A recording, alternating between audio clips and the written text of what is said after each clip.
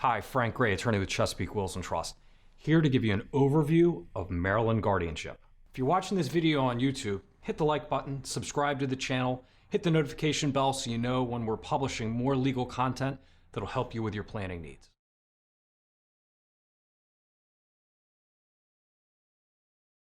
All right, adult guardianship. We're going to break it down and talk about it in three different contexts.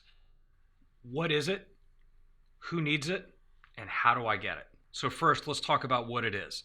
It's the court-supervised process of appointing someone to take care of the personal and financial affairs of an adult who, because of a disability, can't take care of themselves. Basically, we're appointing someone to make legal decisions for them about themselves, their health care, where they're going to live, and their finances. Those are two different things. There's a guardianship of the person and a guardianship of the property. Most people need both, but occasionally some people only need one.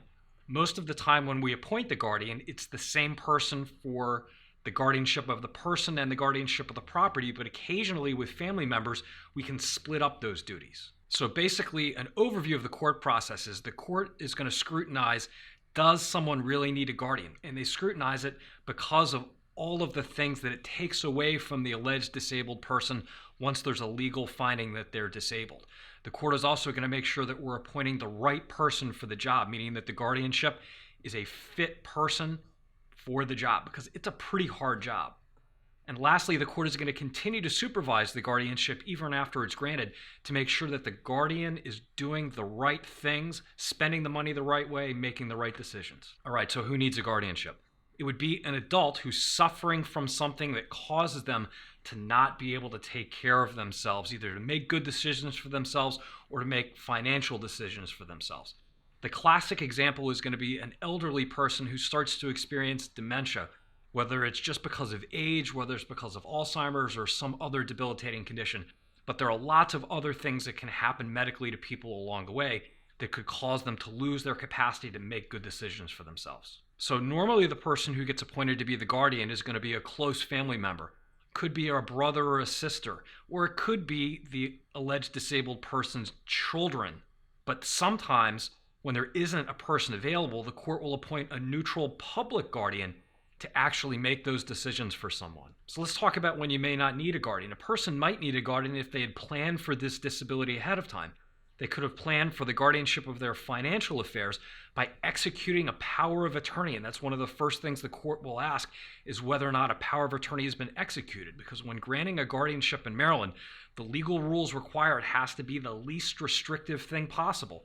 So if there's already a financial power of attorney where the alleged disabled person, before they became disabled, when they still had their full faculties, appointed someone to make financial decisions, then there's no need for a guardianship of the property, because that's already been provided for. That power of attorney allows their designated person to make decisions for them financially. You might not need a guardianship of the person if the right healthcare forms have been executed when someone was still able to make those decisions for themselves.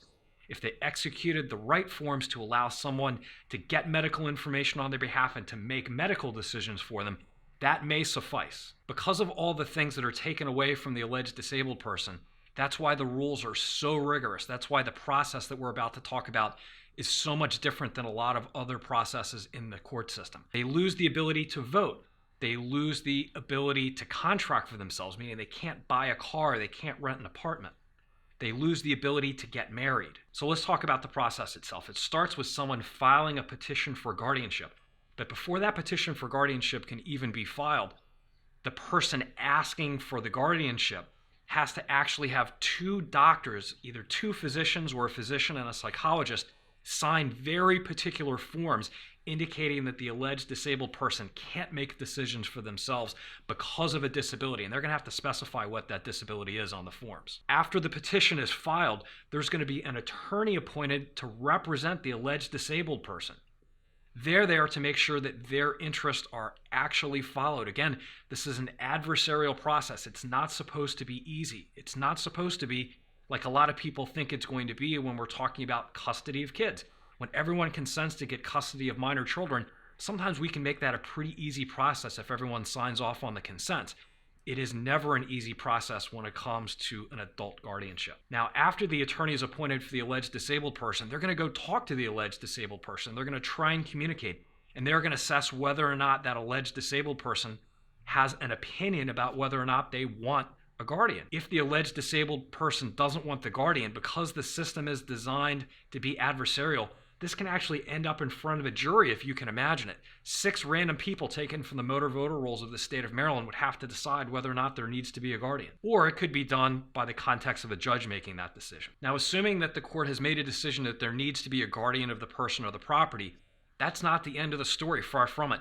There are actual reports that have to be filed periodically by the guardian with the court, indicating all of the decisions that have been made, all of the money that's been spent. In other words, the court is going to oversee the guardianship as long as it's in place to make sure that the guardian is actually following the right procedure and making the right decisions for the alleged disabled person. If you want more information about guardianship, click on the link down below for a copy of our free guide. Give us a call if you still need help.